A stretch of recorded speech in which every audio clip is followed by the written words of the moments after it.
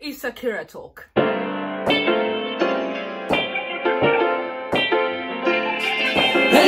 Bienvenue dans ce nouvel ère, bienvenue dans mon univers. On te ramène une perspective, l'invisible devient perceptible. Ya ya, d'ici ben des Pimbéa. Mais qu'est-ce qu'elle raconte celle-là? Kira, frère, tu fais quoi? Kira fait quoi? Kira fait quoi? Kira fait quoi? Kira fait quoi? Kira fait quoi? Kira fait quoi? Kira fait quoi? Kira fait quoi? Kira fait quoi? Comment ça, Kira fait quoi? T'as qu'à t'abonner à ma chaîne Kira fait quoi TV. Tu allumes même la cloche, comme ça tu seras à temps. Après t'as Twitter, Instagram. Kirafiki. K-I-R-A-F-I-K-Y. Ouais, ça va. Hello! Oui, je sais. Et je suis désolée. En fait, ça fait peut-être 2 semaines que je suis supposée poster cette vidéo. Je sais, je suis désolée, vraiment. Je voulais vraiment prendre le temps, en fait, pour faire cette vidéo et pas simplement juste balancer le truc comme ça parce que je trouve que c'est un sujet qui est important et donc ça nécessite de prendre un certain recul et donc j'ai décidé tout simplement de prendre le temps dont j'avais besoin pour pouvoir sortir cette deuxième partie. Là, maintenant que je suis prête à vous balancer la deuxième partie de la vidéo sous la problématique de qu'est-ce qui légitimise une personne pour pouvoir enseigner à l'église? Qu'est-ce qui donne le droit à une personne de pouvoir se tenir devant les gens et leur enseigner la Bible? Alors, dans la première vidéo introductive, qui est disponible sur ma chaîne, je vous mettrai le lien, je vous ai tout simplement expliqué pourquoi j'abordais ce thème sur ma chaîne. Et je vais juste vous donner quelques éléments pour rappeler un petit peu. Mais je vous conseille vivement d'aller voir cette première vidéo parce qu'elle est vraiment complète dans cette réponse du pourquoi je fais cette vidéo. Et elle vous met réellement dans le contexte pour pouvoir comprendre la vidéo du jour. Donc, pourquoi je fais cette vidéo? Premièrement, parce que je suis noire. Et là, vous dites, et alors? Et donc, ce que je disais, c'était tout simplement, pour résumer, c'est que à cause du fait que énormément de personnes dans la communauté noire ont été éduquées suite à des enseignements faits dans ces milieux, les décisions qui sont faites à ce niveau, elles ne sont pas sans conséquences sur la communauté noire. Mais là, je généralise bien évidemment. Tous les noirs n'ont pas été enseignés dans l'église ou dans des milieux chrétiens. Mais je sais qu'il y en a énormément et c'est pour eux aussi, pour nous, que je fais cette vidéo. Aujourd'hui, nous rentrons dans le vif du sujet. Qu'est-ce qui légitimise une personne pour pouvoir enseigner dans l'église? Le but de cette vidéo est vraiment simplement de nous mener à la réflexion. Je vais juste donner des éléments, mais je ne suis pas là pour répondre à cette question. Je vais simplement donner des éléments et pour qu'on puisse tout simplement réfléchir ensemble, parce que je pense que c'est une question qui est légitime. Tu vois ce que je veux dire? Alors, qu'est-ce qu'on va commencer par faire aujourd'hui? Je vais tout simplement commencer par définir le terme enseigner, comme ça on sait de quoi on parle. Et j'ai avec moi un dictionnaire tout simplement. Larousse Poche 2015 pour ceux qui veulent. Ceci n'est pas un partenariat. Alors, enseigner, c'est faire acquérir la connaissance ou la pratique d'une chose, d'un sujet. Et donc, on devine que dans l'église, le fait d'enseigner, c'est enseigner la parole de Dieu. Donc, faire acquérir la connaissance sur la parole de Dieu et sur la pratique de la parole de Dieu. Et qu'est-ce que la parole de Dieu dans l'église? C'est la Bible. Donc, déjà, la première chose sur laquelle j'aimerais qu'on se concentre, c'est sur le livre qu'on utilise déjà pour enseigner les gens. Pourquoi je parle du livre? Parce que c'est ce sur quoi les gens se basent pour enseigner. On est d'accord. Ce qui est logique. Tu es à l'église, tu veux enseigner la parole de Dieu. La parole de Dieu dans l'église, c'est la Bible. Et donc, voilà.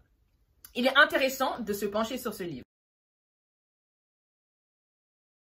Ce livre, c'est des milliers, et je dis bien des milliers d'années, d'histoires, d'événements. C'est plusieurs peuples qui sont évoqués, c'est plusieurs histoires. En fait, c'est un livre tellement complexe. C'est un livre qui regorge d'énormément d'informations. C'est un livre super consistant que déjà, là, ce n'est pas un petit livre en fait. Donc voilà, la Bible étant un livre très consistant, ça parle de beaucoup de choses, de beaucoup de peuples. C'est important de comprendre les contextes. Et comprendre les contextes, c'est pas genre, t'as lu le verset d'avant, puis t'as lu le verset d'après, ou t'as lu le chapitre d'avant, ou le chapitre d'après. Je ne pense pas que ce soit suffisant. J'ose penser, quand je vois le livre, que ça nécessite beaucoup plus de travail que cela. Ça nécessite quand même un intérêt particulier, surtout si tu considères ce livre comme la parole absolue de Dieu. Donc voilà, quitte à dire qu'un livre est la parole de Dieu, respectez le livre. Et respecter le livre, c'est pas dire c'est la Bible, c'est le livre, c'est la parole de Dieu. C'est le respect avec lequel tu vas aborder le livre.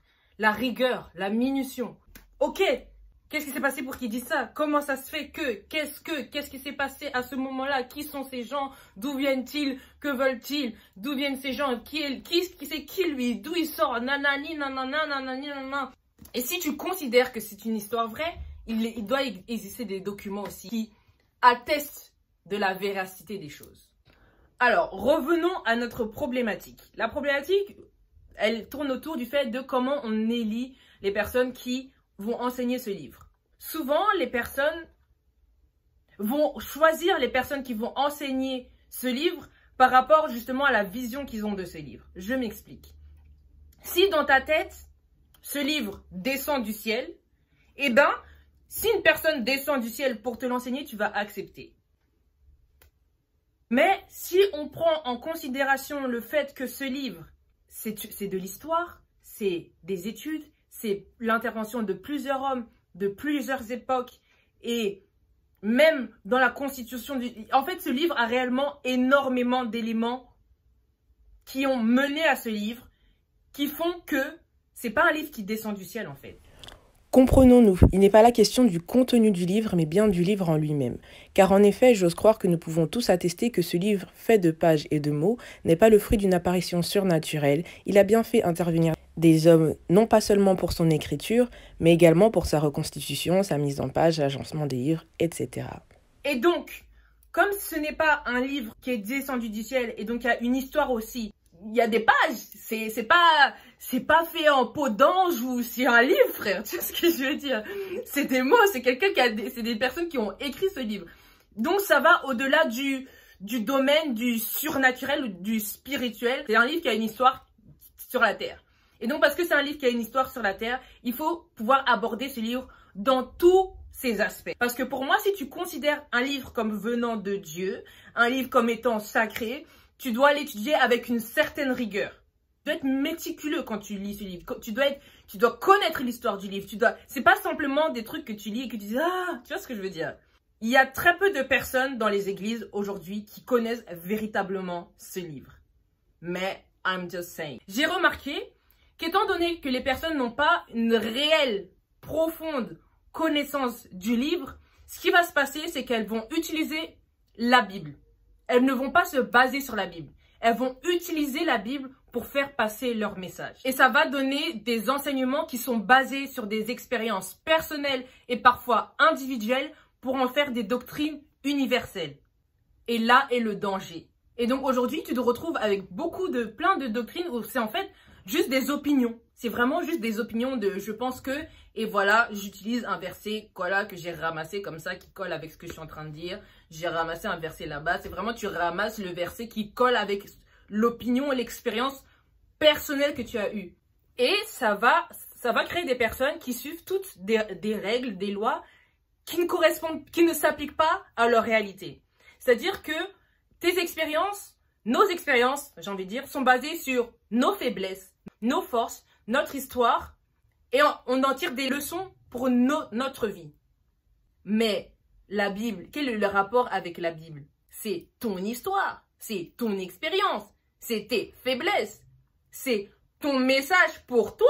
Tu vois ce que je veux dire? J'ai envie de dire, c'est pour toi.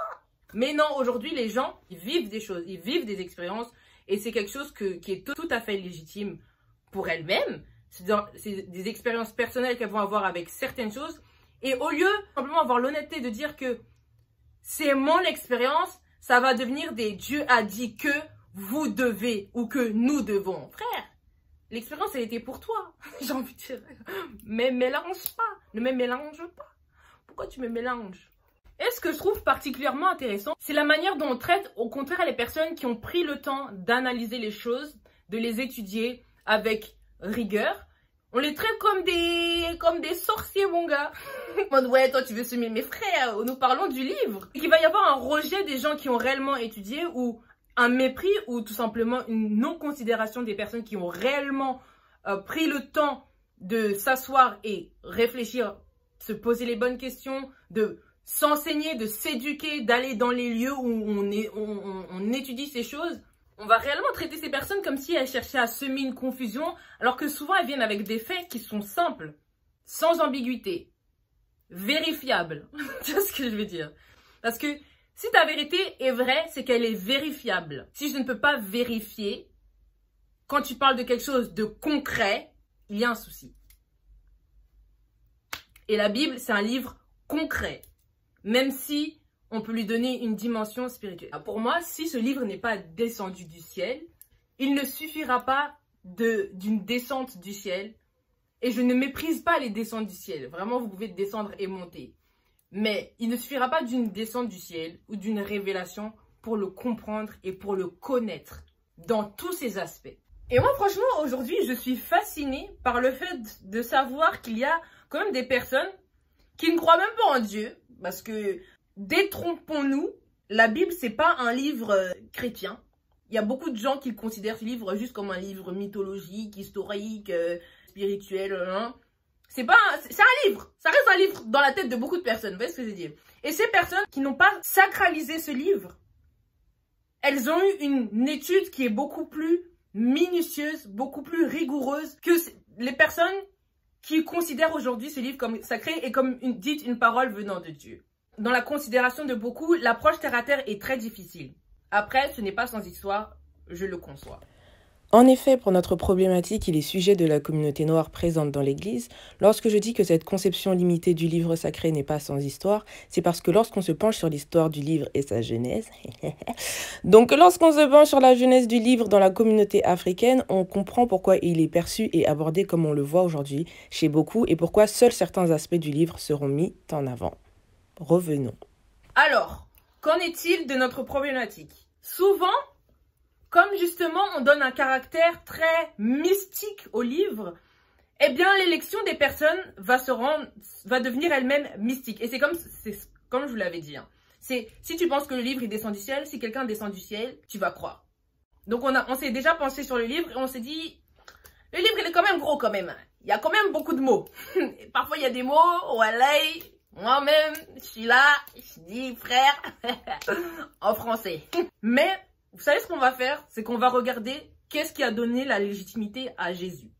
Parce que dans le milieu chrétien, la personne centrale, je pense que tout le monde le sait, c'est Jésus. Donc on va voir, lui, qu'est-ce qui lui a donné la légitimité de pouvoir enseigner dans les synagogues, dans les temples, dans les tout ci, dans les cela.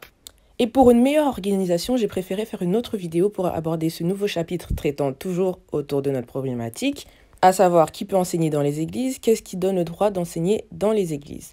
Alors rendez-vous pour une prochaine vidéo.